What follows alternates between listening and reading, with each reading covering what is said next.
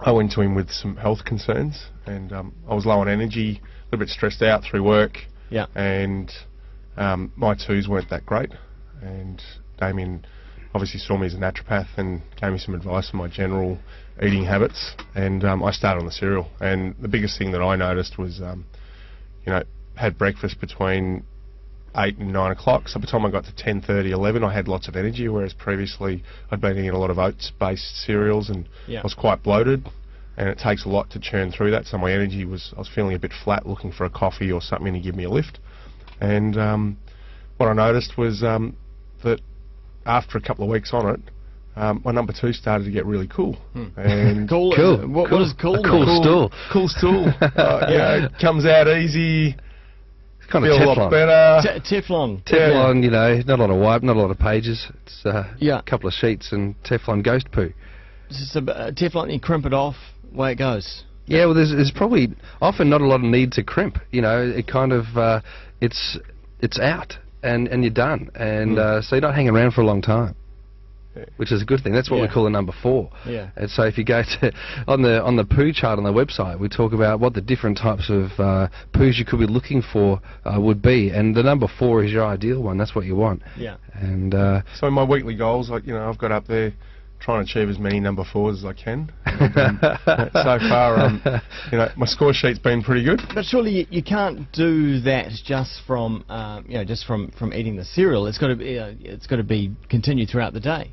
Yeah, well balanced. Definitely. Well balanced. Yeah, absolutely. It's you're not saying eating the cereal is your gut fixer for sure, but certainly when you kick off the day with a great meal and it satisfies you, you're less inclined to snack on the stuff that would bind you up. So a lot of people start the day with a coffee, they'll then get stuck into some toast or something, and then they'll feel hungry about 9:30. They'll go and get themselves a muffin or a croissant or maybe a panini or something, and then they'll get through to lunch and they'll go and eat something else that's kind of starchy and carby. But when you start the day with something like this here, you feel so good in the guts that you're kind of inspired to go and eat something more healthy anyway. So you start to get a better flow with food.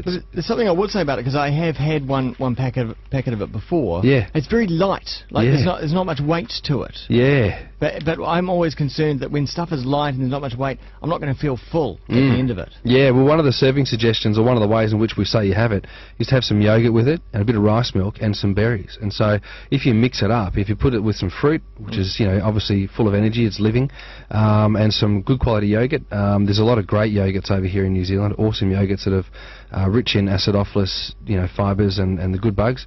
And I use rice milk just because I like the feeling of rice milk, and it tastes quite good. So I use rice milk, yogurt, berries. You put that all together, and it's a full meal. So you've got the full complement of protein, fat, and carbohydrate, and you feel terrific. Do you completely cut out dairy, or mostly cut out dairy out of your own diet? No, well, like I said, I have yogurt. There's yogurt in that, and I'll have a coffee a day in which I have cow's milk in that one. And from time to time, we'll use cheese in salads, for example, bocconcini or fetas or parmesans. We'll use those. They're beautiful, and we'll put cheese. My son's. You don't see any problem with dairy in your diet at all? Sometimes I think if you're over dairy, I think you're going to have a bit of problem. And a lot of people get through a litre or 2 of milk every single day, and I think that's a big challenge. And people are often walking around lethargic, or they're walking around with bowel problems. They could be explosive diarrhea and not even think anything of it. They just think that's normal. Yeah. But it could be that they might have a sensitivity to one of the foods they're eating, and it could be dairy. So I'm always conscious of it. I don't eat too much of it. It's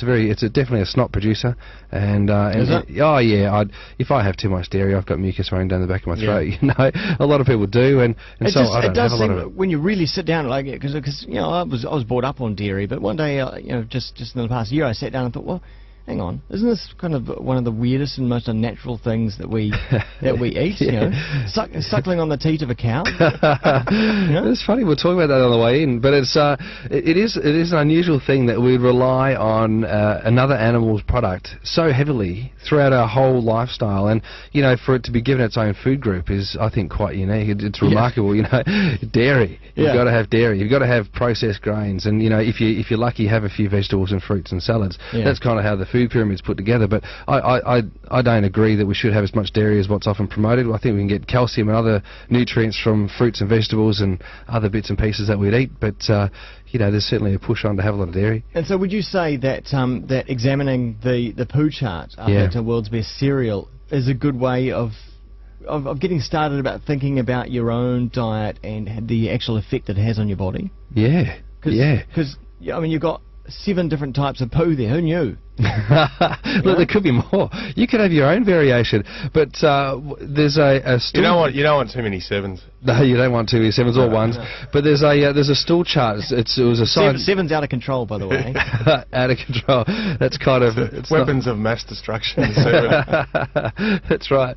It's actually taken from the Bristol stool chart, which is a thing that's widely used around the world. And they used it. It was on a TV show. I think Gillian McKeith used the Bristol stool chart then, but it was something that was developed in Bristol in the UK, and it was from analysis of feces that they did over there, and they found that the number 4 stool, the poo that's classified as number 4, is the most healthy one to have. The least mucus, the least bad bugs, the least gas. It's the way to go.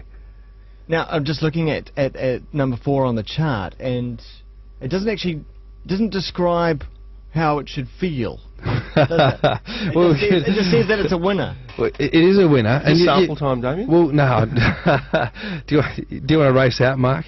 There's an email that's floated around for years, and it talks about the ghost poo and the Teflon poo and all of those. And it's kind of that's what you want. You want a ghost one, the one that's kind of Teflon, leaves no coating and disappears. You know, that's kind of what you want. Leaves very little linger. There's no poo linger. Yeah. So right. That's what you're after.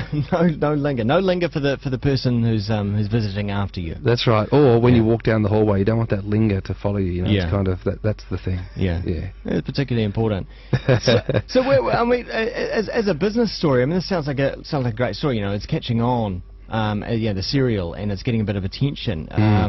Just in New Zealand, or is this elsewhere as well? Yeah, well, we launched it in Australia because that's where I've moved to, and so it's going great, going throughout Melbourne, Sydney, Brisbane, along the east coast, and we launched it in New Zealand probably 3 or 4 months ago in Christchurch. I've got a weight loss company down there called SlimU, and you can buy it through there, and we thought we've got to get it into the supermarket. So we're meeting with the supermarkets today.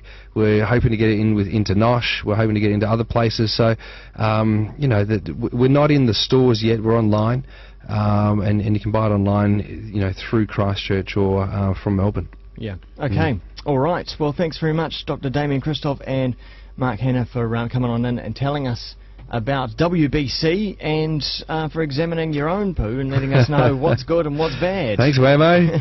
Cheers.